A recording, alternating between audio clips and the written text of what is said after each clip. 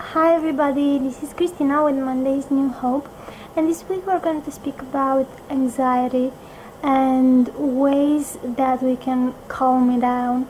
I'm going to speak from my own experience, and as I told you in the last video, I don't know why, but unfortunately I think for me all the practical methods that usually works for everybody in order to calm, to relax, to distress, to calm the anxiety, I don't know why, but they just don't work for me. And in all the sense, if they work for you, just go ahead and do them. There are a lot of good advices on the internet. I'm sure that the girls will have a lot of good advices as well. But the ways that I discovered that works for me, they all take place somehow in my mind, and it's gonna be the first time that I'm gonna speak out loud about this, because usually everything happens inside my head and nobody knows it. I actually struggled with anxiety not since I have the eating disorder, but a long time before this. And sometimes my anxiety was so high that I think I went into the panic attacks. Just that at that point in time I didn't know that there were panic attacks, so I thought it's my fault, and I just have to, I don't know, I deserve them and I have to deal with them like they are, and that's it.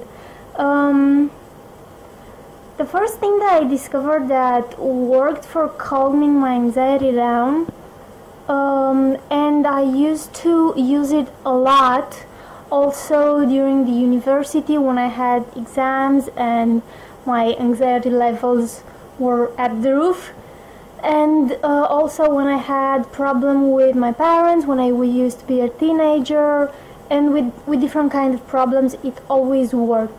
I used to go out for a walk, and after I'm gonna tell you this, you're gonna say that I am all flower power and rainbows and kittens and everything, and I'm not, because it might seem like this, it might sound very rainbowy, but it actually worked for me. And maybe if some of you out there find that it's difficult to calm down anxiety or stress with the practical tips like reading a book, taking a walk, take a shower, etc., etc., if you want, you can try this. Okay, so I was saying, I used to go outside, have a walk, and look at the sky. Now, if this was during the evening or night, it was even better, because I got the chance to see all the stars. Now, when I was looking at the sky, I was somehow remembering myself, how small I am related to the universe. And that's why I was telling you that there are no rainbows and kittens and flower power, because it's actually something true, but it's something that we never take the time to think about, or we just forget about it and we don't realize it. And sometimes even the little things, little problems that might happen into our life, we make them so big, and for us they might really be such a difficult thing to do. But when you think for a second, if you take a step back and just look at the sky and remember, just try to imagine, to picture yourself, then the whole earth, how big it is, and then the whole universe. And somehow when I was thinking about this, looking at the sky, I was remembering myself and realizing that my problem is so small comparing to the whole universe. And somehow the sky also reminded me of time, and the fact that time is such a big concept. You cannot stop it, you cannot make it go faster or slower. Time just is, we have to adapt to it. And either if you want it or not, time will make any problem go by. So if you think at the universe and how big it is, and think at the time, it's more or less the same concept.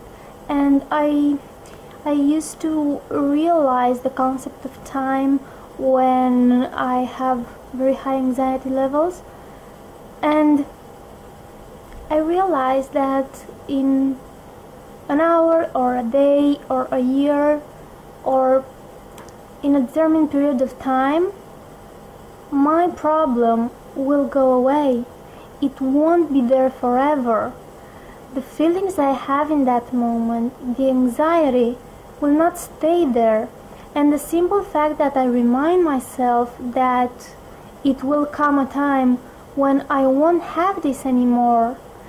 I try to picture myself in the future, like in 1 year from now, when I will be, maybe just for the sake of the example, completely recovered, and I will look back to this period and I will be able to smile on it, to remember how panicked I was and how anxious I was about it and stressed out. But from that moment in the future, 1 year from now, it will all seem so small and so insignificant. So these are two things that helped me and still helps in the majority of the anxiety times I have.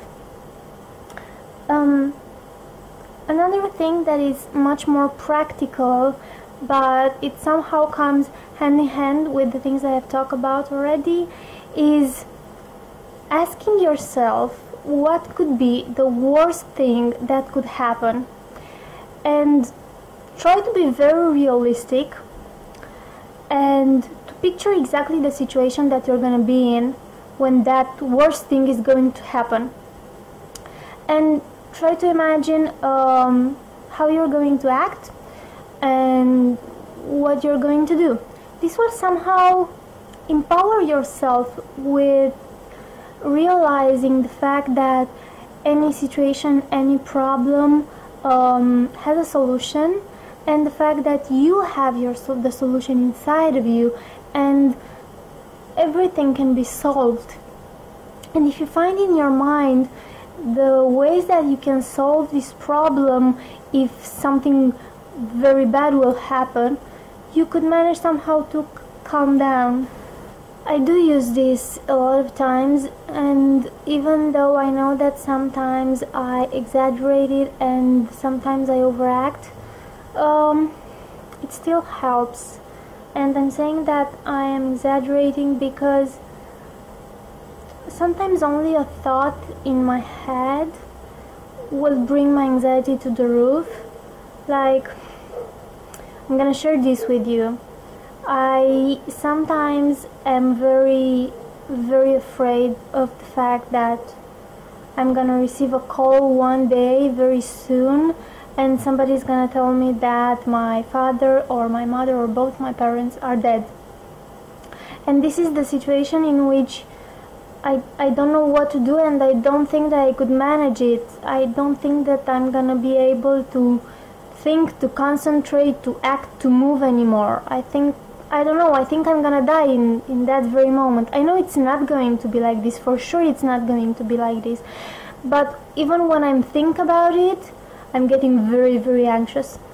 And in order to calm that anxiety down, because sometimes it doesn't want to go away, I picture myself actually receiving that call, and I imagine exactly the steps that I'm going to take immediately after the call and what I'm going to do.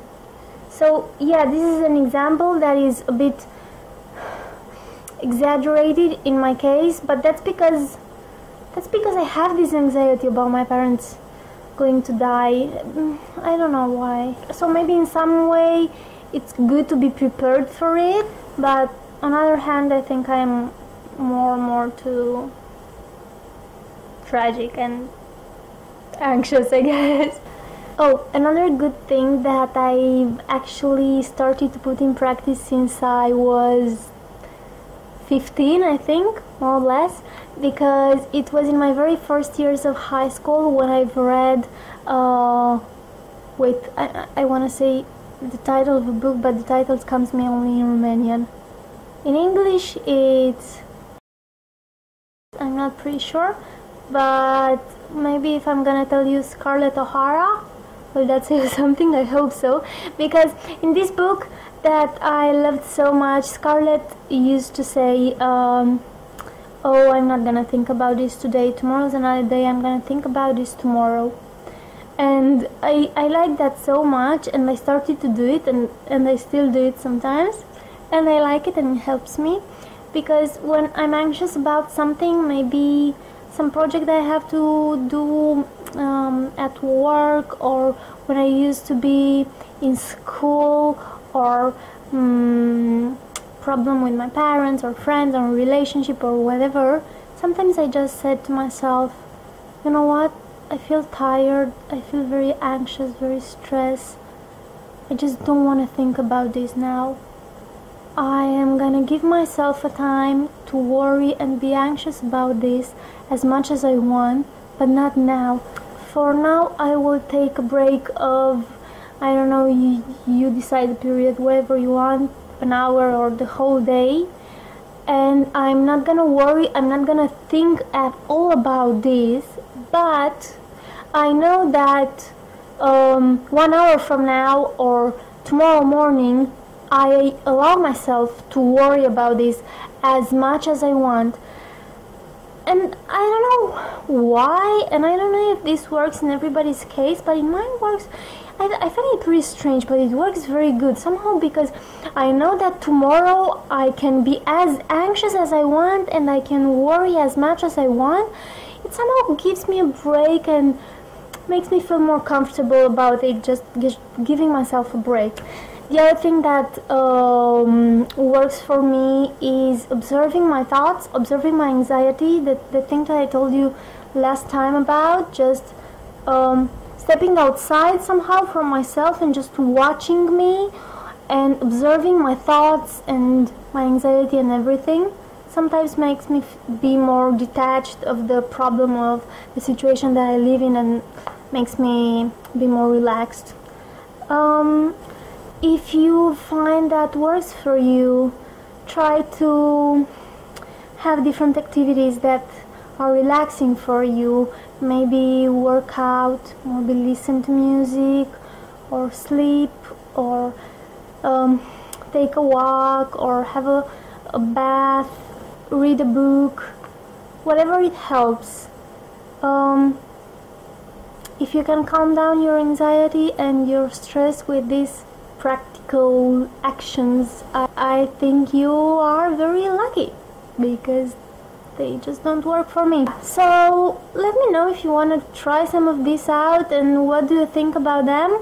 If you have any question, comments, whatever, leave them in the comment below or write me. And I hope you are all doing good, and have a wonderful week, everybody. Bye!